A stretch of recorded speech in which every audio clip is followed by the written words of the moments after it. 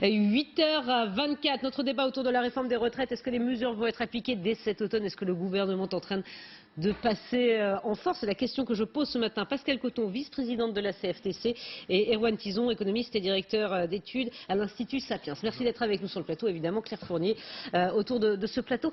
On a un peu du mal à comprendre ce qui se passe autour de la réforme des retraites. Finalement, ça pourra aller plus vite que prévu. Est-ce que vous pouvez d'abord nous expliquer ce qui se passe et ce qui pourrait arriver à l'automne prochain? Erwan, il y a en fait deux sujets. Oui. Ça fait 1 an que nous sommes en concertation apaisée sur le futur régime de retraite qui pourrait être unique et à point. Et on avait dit qu'entre aujourd'hui et 2025, on ne touchait à rien. Et là, on s'aperçoit, notamment par les médias, que le gouvernement est en train d'essayer de proposer à tous les Français de travailler plus longtemps et notamment de travailler un trimestre de plus chaque année. Et ça, c'est quelque chose qu'ils ont décidé dès l'automne. Oui, ils vont le décider à l'automne par ce qu'on appelle le PLFSS, c'est le projet de loi de financement de la sécurité sociale. Et ça, sans concertation, or que ça fait 1 an qu'on est en concertation, nous, sur ce futur régime. Donc on est extrêmement déçus et vexés de ne pas être mis dans la boucle et de ne pas pouvoir dire les choses. Et puis ce que l'on voudrait dire dans la CFTC, c'est que les salariés et futurs retraités en ont marre d'être la variable d'ajustement quand ça va ou quand ça ne va pas. Et principalement quand ça ne va pas. Donc le pays n'est pas suffisamment, je dirais, en forme au niveau du dialogue social. Ce n'est pas la peine d'en remettre une couche maintenant. Erwan Tison, pourquoi faut-il ça maintenant? Alors, il y a 2 calendriers. Premièrement, le système des retraites doit être réformé de fond en comble. La semaine dernière, il y a eu un rapport du Conseil d'orientation des retraites qui montrait qu'en fait, le système serait plus soutenable. On va passer de 4 cotisants pour un retraité dans les années 60 à un cotisant quasiment pour un retraité dans moins de 50 ans. Donc, il faut profondément et structurellement changer le système. Là, le problème, c'est que ce qui est sorti un petit peu hier dans la presse et même les petites annonces ici et là, c'est qu'on a l'impression que du grand Big Bang, on va faire ce que le président de la République avait annoncé ne pas vouloir faire, c'est-à-dire des petites réformes paramétriques à la marge pour équilibrer en fait. En fait, c'est des réformes comptables alors qu'il nous faudrait une réforme systémique. Le problème, ce qu'on peut peut-être se poser comme question, c'est qu'il y a une urgence, un budget à financer en déséquilibre pour l'année prochaine dû justement aux différents canadiens qui sont passés ces derniers mois. Et à mon avis, les retraites font peut-être partie de la variable d'ajustement pour financer justement ces dépenses-là. Il faut peut-être rappeler simplement ce qui est sorti dans la presse à quoi vous faites allusion. C'est d'abord instaurer cette âge pivot qui serait autour de 64 ans et puis aussi accélérer la hausse de la durée des cotisations. On passerait de 167 trimestres à 172 non plus en 15 ans, mais en 5 ans. C'est bien ça dont on parle. Tout à fait. Au lieu d'augmenter le temps de travail de 1 trimestre tous les 3 ans, ça sera 1 trimestre tous les ans. Tout en sachant qu'il y a beaucoup de nos seniors au-delà de 55 ans qui sont au chômage. Et puis tous nos jeunes qui aimeraient rentrer dans l'entreprise. Donc je crois que ce n'est pas la bonne solution, mais c'est surtout cette concertation qui nous manque.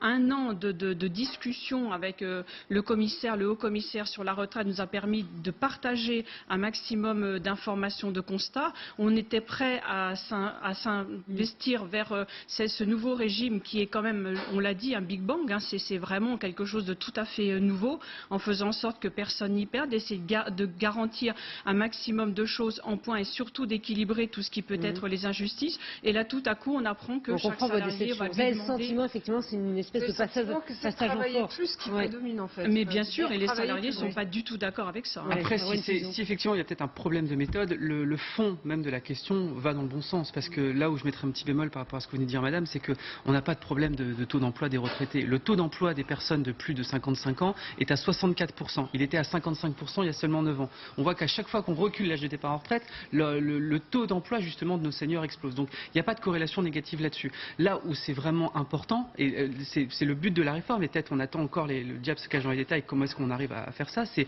comment est-ce que je fais en sorte d'avoir un système où chacun sera pleinement libre de pouvoir prendre sa retraite à l'âge qu'il veut, en ayant surtout une visibilité sur la pension qu'il aura, parce que c'est ça aujourd'hui qui caractérise quelque part notre système.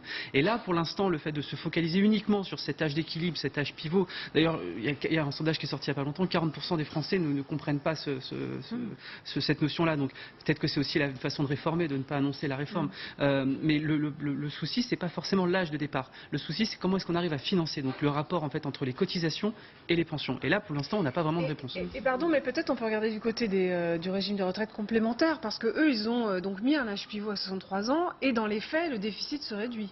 C'est pas tout à fait un âge pivot à 63 ans. Si je prends l'exemple de la JR Carco qui a fusionné pour justement faire des économies, et c'est vraiment un régime complémentaire qui fonctionne bien avec une bonne réserve, c'est pas un âge pivot qui a été reculé, c'est de dire celui qui va travailler au-delà de 62 ans, 63 ans, il aura un petit plus.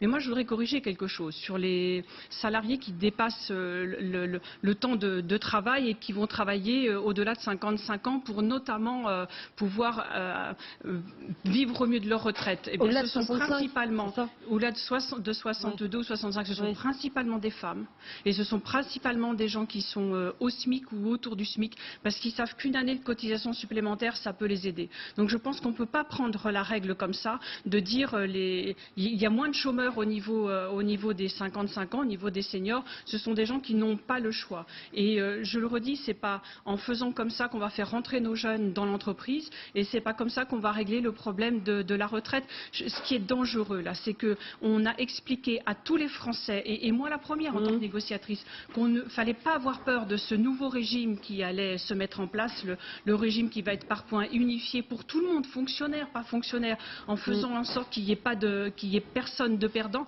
On leur dit jusqu'en 2025, il n'y a rien qui change, calculez votre retraite, tout va bien. Et là, tout à coup, on leur dit un trimestre de plus par an, c'est pas rien. Vous imaginez en termes de canicule, celui qui est sur le toit de la maison en train de monter en pleine chaleur, on va lui dire, tu as bien travaillé aujourd'hui, mais on te prévient tout de suite, tu vas travailler un trimestre de plus tous les ans. Mais moralement, psychologiquement, c'est extrêmement difficile à entendre ça.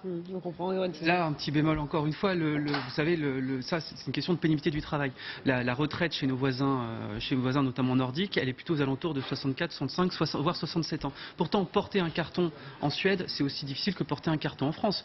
La seule différence qu'il y a là-bas, c'est quoi? C'est que quand vous portez un carton, quand c'est votre métier en Suède, vous le faites que 5 ans d'affilée. En France, malheureusement, on fabrique des carrières là-dessus. Ce qu'il faut faire, effectivement, et ça a été engagé par le gouvernement, c'est pour ça que les réformes, quelque part, sont interconnectées, c'est ce fameux Big Bang de la formation professionnelle qui vous permet de ne pas être enfermé dans un métier qui dépend la plupart du temps de votre qualification ou votre diplôme toute votre vie, et bien de pouvoir avoir des carrières qui puissent être, pourquoi pas hachées, mais en tout cas qui ne soient pas linéaires, notamment en ce qui concerne la pénibilité. Mais je comprends ce que vous dites, mais ça fait partie de la prévention. Aujourd'hui, il y a quantité de Français, des millions de gens qui vont partir à la retraite dans les années qui viennent. C'est trop tard pour leur proposer ce genre de choses, mais c'est aussi la bonne solution par rapport à la pénibilité. On sait bien que les métiers, on voit les infirmières aujourd'hui qui sont en grande difficulté, les professionnels de la santé, les pompiers qui sont en manifestation et en grève jusqu'à la fin du mois d'août, ces métiers qui sont difficiles, bien évidemment qu'il va falloir au bout de 10 ans, 15 ans, leur proposer quelque chose pour avoir une réadaptation, pouvoir s'inclure mieux dans des métiers qui sont moins pénibles. Mais là, pour l'instant, dire que dès 2020, 1er janvier 2020, chacun va travailler un trimestre de plus, je pense que le Français n'est pas apte à entendre ça. C'est trop tôt. Mais c'est pas que c'était prévu. C'était pas prévu. Oui. Il n'y a pas de concertation. Donc le dialogue social en France, il est primordial. On voit bien là, je reviens sur les professionnels de santé qui ne se sentent pas écoutés. Je reviens sur les pompiers en étant en contact constamment avec les pompiers de la CFTC, me disent mais on n'est pas entendu. On a plein de choses à dire. On a des propositions. On n'a pas envie de foutre le bordel. On a juste envie de vous dire il y a des propositions, Monsieur le Ministre, et on veut vraiment avancer ensemble, comme on l'a fait sur cette négociation, concertation avec Jean-Pierre Delevoye pendant un an. On a pris point par point et on a fait des propositions. Et c'est réalisable ce futur régime de retraite. Mais il faut se donner le temps. Il ne faut pas se braquer. Il faut qu'il y ait un maximum d'explications. Je pense qu'il y a 70% des Français qui ne comprennent pas le régime de retraite. Donc quand on en parle en disant vous allez travailler plus, automatiquement ça fait peur et c'est normal. Owen Tizon, oui, le système mot de la fin. est très compliqué, mais je vous rejoins là-dessus ce que vous dites. Sur le fond, effectivement, on peut que souligner et saluer ce qui est proposé par le gouvernement. Sur la forme et sur la méthode, à mon avis, la copie est totalement à revoir. Mais ça, c'est pas la première fois depuis le quinquennat.